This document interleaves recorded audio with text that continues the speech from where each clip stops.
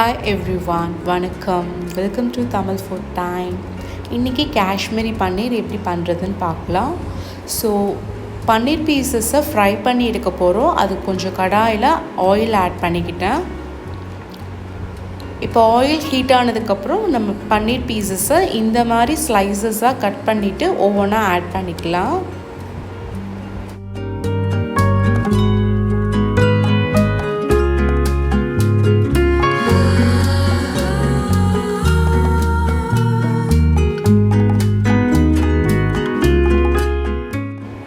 One side fry ஆனதுக்கப்புறம் அதை turn பண்ணிவிட்டு இன்னொரு சைடும் ஃப்ரை பண்ணி நல்லா கொஞ்சம் கோல்டன் கலர் வந்ததுக்கப்புறம் அதை நம்ம எடுத்து நல்லா கொஞ்சம் வெதுவெதுப்பான தண்ணி சூடு பண்ணி அதில் இந்த பன்னீர் எடுத்து நம்ம ஆட் பண்ணிடலாம்.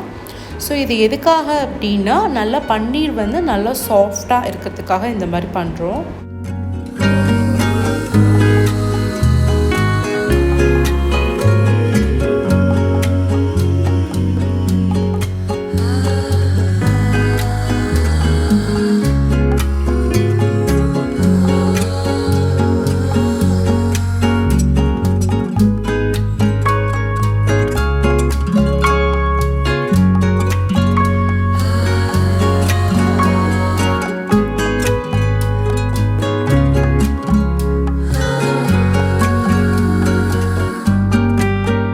இப்போ பன்னீர் பீசஸ் எல்லாம் ஃப்ரை பண்ணி எடுத்துட்டோம்.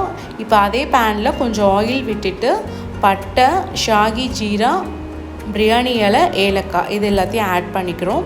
ஷாகி ஜீரா இல்லைன்னா நம்ம நார்மல் சீரகமும் சேர்த்துக்கலாம்.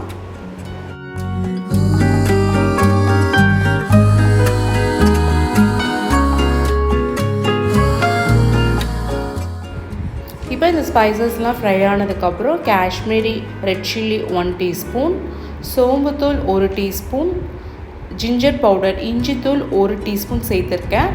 இதில் நம்ம பூண்டு, வெங்காயம் எதுவுமே சேர்க்கல.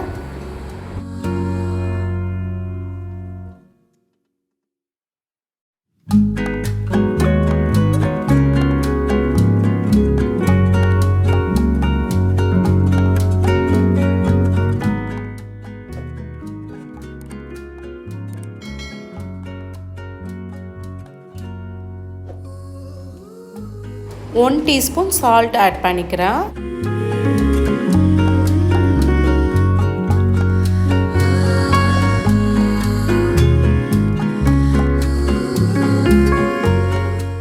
ரெண்டு டொமேட்டோஸ் எடுத்து அதை அரைச்சி அதோட பேஸ்ட்டையும் ஆட் பண்ணிக்கிறேன்.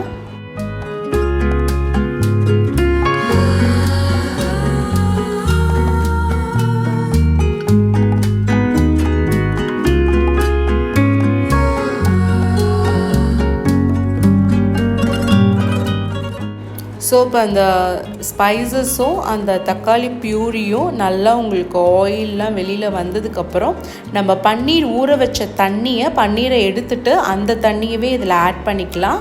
இப்போ குழம்பு நல்லா கொதிச்சிட்ருக்கு. ஒரு 5 நிமிஷத்துலேருந்து ஒரு 8 நிமிஷம் வரைக்கும் இதை கொதிக்க விடலாம்.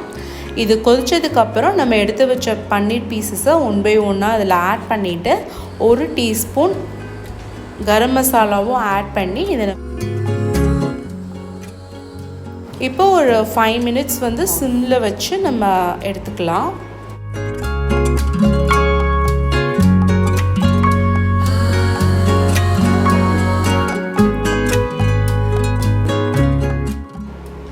ஸோ இப்போ கிரேவி வந்து நல்லா ரெடி ஆகிடுச்சு. நம்ம கொத்தமல்லி தழை பொடியாக கட் பண்ணி அதையும் ஆட் பண்ணிக்கலாம்.